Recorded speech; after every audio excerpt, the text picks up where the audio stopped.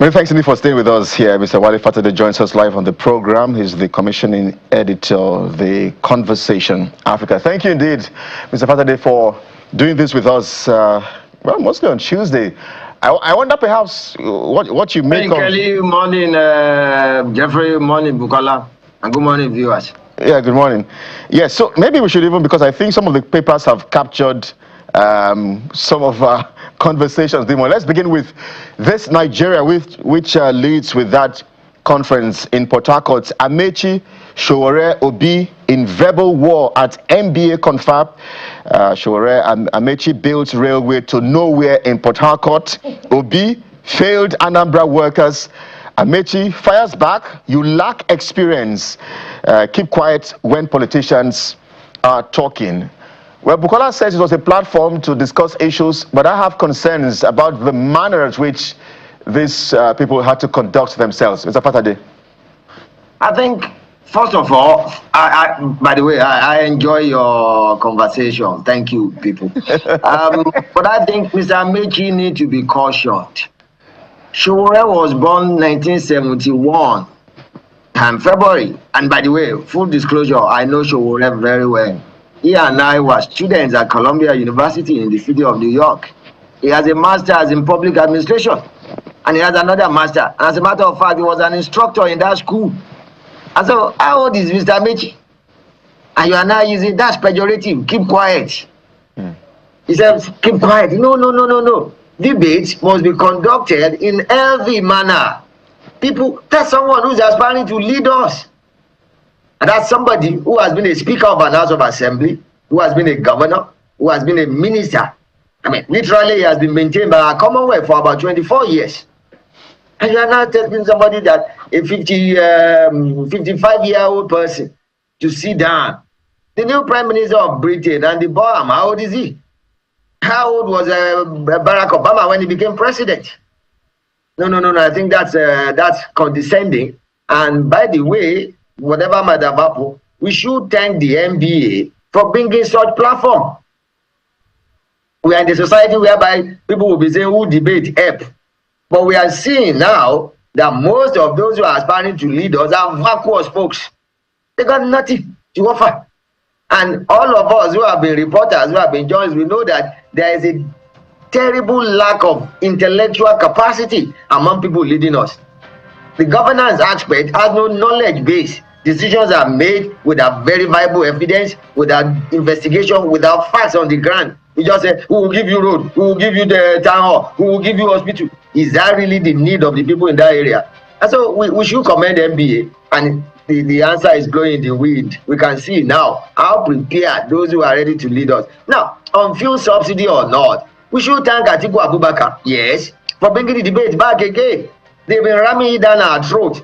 This same government, through its agency, National Bureau of Statistics, have accepted, they have published to us, we have discussed this many times on this show, that we have had increases of about 300% on transportation cost. And so, do we need to go and visit anywhere before we know where the shoe pinches us? And people, and you have made yesterday, the New York Times did a very wonderful story on our problem of, wheat, its availability or otherwise of it will lead into problem come 2027 because of the Strait of Hormuz crisis, Iran and the US, and then number two, because of El Nino. And they now show how Egypt is preparing, even though Egypt actually produces wheat. But they are saying how Egypt is ready to subsidize its wheat farmers so that people will have bread. For those of us who have been to Egypt, bread is a major staple like any other Middle Eastern country. And so, what is all this ulabalu about subsidy? And if you are doing it something that is not working, you should not hesitate to correct yourself that this is what we are doing. And Jeffrey and I have had this banter several times, whether macro or micro. How much is a tin of milk? How much is a loaf of bread? How much is a tin of sardine? How much does Titus fish cost in the market? That is what matters to ordinary Nigerians. How much does it take me to move from my 2 or my 12 down to K2, down to Ojota, down to Oshodi? That's all. And so all this from Ikeja under bridge to Yanakwaja, how much was it before President Tinubu assumed office? How much is it now? And you are telling us you are building roads. If we are not alive, can we drive or walk on these roads? And so those are serious issues. We cannot just close the fuel subsidy debate like this. No. Things are happening, and we can all consider. So kudos to NBA for that wonderful debate. Perhaps in future they could better moderate it, but let people ventilate. And then Mr. Amaechi needs to learn the art of decorum or proper how to talk properly in the public arena. He's a leader and he's aspiring to lead us. So citizens have the right to query him or to ask him questions. Thank you. Well, Mr. Fatade, I did feel some empathy for the moderator of that particular panel, who is, by the way, Mr. Samson Itodo of Yaga Africa, because at a point when Mr. Amaechi was speaking, he was saying, "Keep quiet, let me talk, let me talk." And by the That's way, majority. yeah. Well, that's not his son. Yeah, and by the way, Mr. Amaechi is 61. If you're talking about their age, and Shuwore is 55. So how much is Amaechi now? But respect is reciprocal, not necessarily about age. Now, I want to stay with the NBA conference and follow up with the next paper, which also focuses on the fallout of that particular conversation, and that will be the Nigerian Tribune. Fuel subsidy sparks debate at NBA conference in Rivers. Shuwore Amaechi Obi in fiery exchange. Return to fuel subsidy will reverse Nigeria's economic gains. Information Minister. Now, I want you to respond to some of the challenges thrown at each other at the campaign. You know, Mr. Amaechi saying that Shuwore cannot win the election and that he should stop playing to the gallery. And there was a particular challenge from a lawyer during the interactive session, asking the parties, if you like, or the candidates to come together, because neither Mr. Amaechi himself and his principal can win the election. Is that a fair conclusion based on the surprise that we saw at the 2023 elections, that, you know, underestimating the potential of a particular candidate just because they had underperformed in the past? Well, there is no science by which, beyond those who are sociologists or statisticians, who are trained in the act of political monitoring. And by the way, an aspect of journalism or mass communication rather is opinion polling. And polls, as scientific as they could be done, might not actually be a reflector or might not be reflective of what will happen on polling day. And I think why it should not appear as if we are picking on Mr. Amaechi, his ADC itself might not be able to win elections. That's the reality. And when last was he ever on ballot? We saw how he did well during the APC primaries of 2023 or 2022. And so this is somebody who was, the last time he contested was when he became governor. And the story of how he emerged is out there. And so he needs to do better. And but then on the other side, I do not see the opposition parties coming together. I don't see that happening. We've seen the way they've conducted themselves thus far. And if Mr. Peter Obi had stayed within the ADC, he became the vice presidential candidate at that time, because there was no way Atiku Abubakar was not going to lock down the ticket for ADC. Maybe things would have been different, but I'm not sure whether we still have that the obedient movement, or whatever it is worth now, whether those who are his followers will still have followed him if he had to join forces with the old politician in that sense, even though himself is part of them. So I don't see anything happening that based on what is on ground today, I'm not sure President Tinubu will not win a second term come next year. I don't think so. Because if the opposition are still fragmented the way they are, and we saw the result of 2023, how the votes of Labour Party and the votes of PDP combined together, added together, were far more than the votes of APC. Maybe, as they said, they are still talking.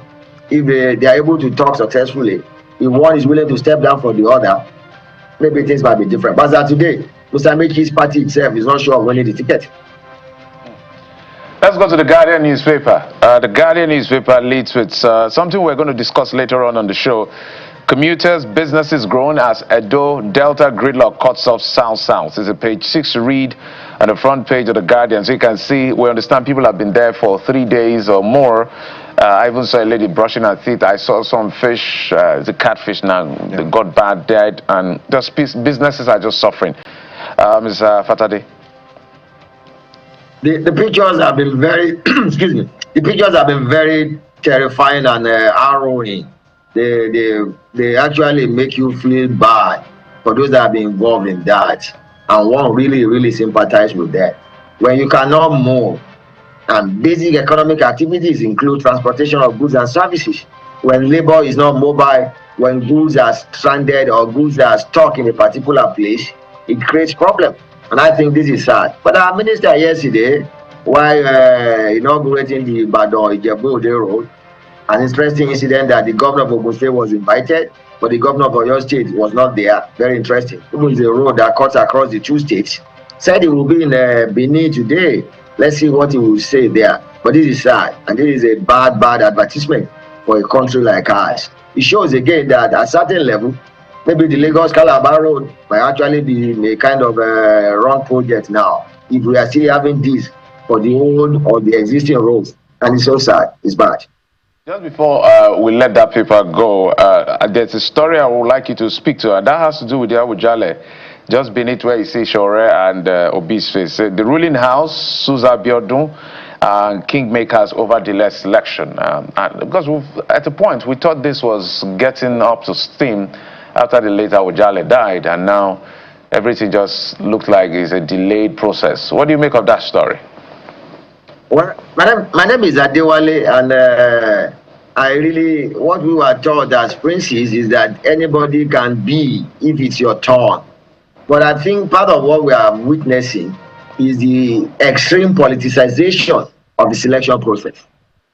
The rules are already there, and the emergence of how a king of a big cosmopolitan town or city like Ijebu-Ode should be is gone. But I think is the heavily over politicized nature of things that is leading us to this way. And I don't see it ending very soon, because different political cleavages or political units are interested in who become Awujale, and that's what we are seeing now. Well, Mr. Fatade, I mean, you've mentioned that your name is Adewale, so we can say Prince Wale. No, I don't like that. Don't bother calling me like that, Kelly. There's no need of that. In fact, I'm just telling you for you to know that I can be king in future if I want to. Oh, okay, yeah. I've been a bit skeptical about princes nowadays. Prince George. Yeah, you should be, because every man of people call themselves Prince Adeniyi. Prince Adeniyi. My name yet. But mine is genuine, I can tell you that. Well, all right. We'll wait and see. Let's switch gears to the New Telegraph this morning. It stays with politics and party politics. Why APC NWC members lost out in presidential campaign council appointments. Tinubu orders review. Members reportedly lobbied for strategic positions. Source: only 7 out of over 28 members got into the PCC, and none entrusted with leadership. Group calls for dissolution of Abia APC State Working Committee. Well, we're up and about this list yesterday. 108 members, 3 names there have some very serious question marks. But it's the fact that, I mean, we're hearing from the presidency that that list is going to be reviewed, because I understand that some governors are not even on the list. Akpabio, who is the Senate president, was also not really given a leadership role as well. So I expect Mr. President to sort of tweak this list a bit. That's what that's the feedback I'm getting from the presidency. But I wonder what you make of this list, and perhaps some of the question marks. Oh, thank you for this. I think for me there are 3 important issues with that list. Number 1, how come the president is withdrawing this list again? That's not the first time, that's not the second time that something will be issued and the president will say withdraw them. It shows the kind of rigor, the kind of internal control mechanism that is not there with those working with our president, and we should all be worried about that. If the president does not know that some of those who are featured there or those who are on that list, they actually have corruption cases against them in court that are still running. So what are you telling us? Are you saying your government is enjoying the corruption, or you two are corrupt? That's one. Number 2, I find issues with people who are being maintained with our Commonwealth currently. Ministers, special assistants, special advisor, chief of staff, who are drawing salary now as president, and yet before you become a minister, before you have to do you must, I mean, you are in there will be a Senate confirmation hearing. So how does a minister, Dele Alake, our own senior, now Minister of Mines and Power, still a spokesman for the campaign? I mean, where do you draw the line as partisanship? of partisanship, rather. No. I think that needs to be corrected. That people who serve as campaign officials, let them be campaign officials, where you have dual roles. And I learned a new list that's coming or that will come. Actually, have Mr. Festus Keyamo, a senior advocate of Nigeria and aviation minister. So, what time does he have to superintend over airports and airspace? If you want to go, that's why the constitution says resign at social time so that you can go and contest. And so, but when you load people that you have appointed to serve, a minister serves everybody, whether it's APC, AJC, AKC, or APM, or whatever is left of PDP. You must serve us all. And so when you are now focused on campaign, and the one that is very astounding that we should talk about, the chairman of National Revenue Service is mobilizing funds for a campaign structure. Imagine the chair of the Federal Reserve Bank or the chair of NRS in the United States being the campaign DG for Republican Party or Democrat Party. No, I think we need to do better. And the government the president should see to that. Those are the issues that we need to be sure that there is proper control mechanism, that we will not be withdrawing any list that emanates. Number two, those who have been called to serve us as ministers or appointees of the president, if they want to serve on the campaign council, let them resign those positions before they can go and serve. And those who have corruption cases around them that they have not been discharged and acquitted, why would they be the faces of this campaign? And if it's worth anything, perhaps the president is listening in on these conversations, hence the withdrawal of the list for a review. Yeah, it's because of our advocacy, because we have not kept quiet, and that's why Nigerians should keep talking. Absolutely. Speaking of which, the newly appointed Director General of that campaign council in the list that has now been withdrawn by the president is the one speaking, which the Vanguard captures for our next review. Opposition parties lash Yari over APC will rule beyond 2031 vow. And there are some insights here. It's an empty boast. Voters will decide. That's ascribed to the ADC, NDC, SDP, NNPP, PDP. He is overconfident, detached from reality. That's ascribed to Amaechi. Says PDP's 2015 fate awaits APC next year. Quite a lot for you to binge on, Mr. Fatade. Honestly, thank God for the fellow who said that. PDP ruled for 15 years. Where are they now? And political parties' evolution or formation in Nigeria is so incoherent that I've always believed that parties between 79 and 83 that I knew very well, they were far stronger than the parties we have now. And I've always believed that APC is a special purpose vehicle set up a little to just capture power. I don't know how they hope to do it after President Tinubu's exit, if he gets a second term, that you root beyond 2031. God keeps alive. Let's see what happens even 2027. So calm down. Before you get to 2021, we have 2027, 2020, 2029, 2030. So, but I think it's not. We should not dissipate energy on that. PDP that prided itself as the largest political party in Africa.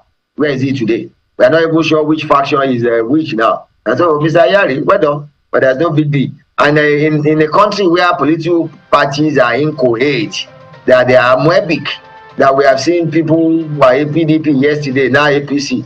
Let's hope they are not going to shift before 2021 comes, that the APC will be done. So it's not worth splitting here about that APC. Which party is strong in Nigeria today? Well, indeed, you've raised really very essential questions, Mr. Fatade. But we must leave you here. Thank you indeed, as always, for analysis and insights on the program, Mr. Wale Fatade, or Prince. Thank you for having me. Prince Adewale Fatade is the commissioning editor of The Conversation Africa. Thank you indeed for your time on the program. A pleasure.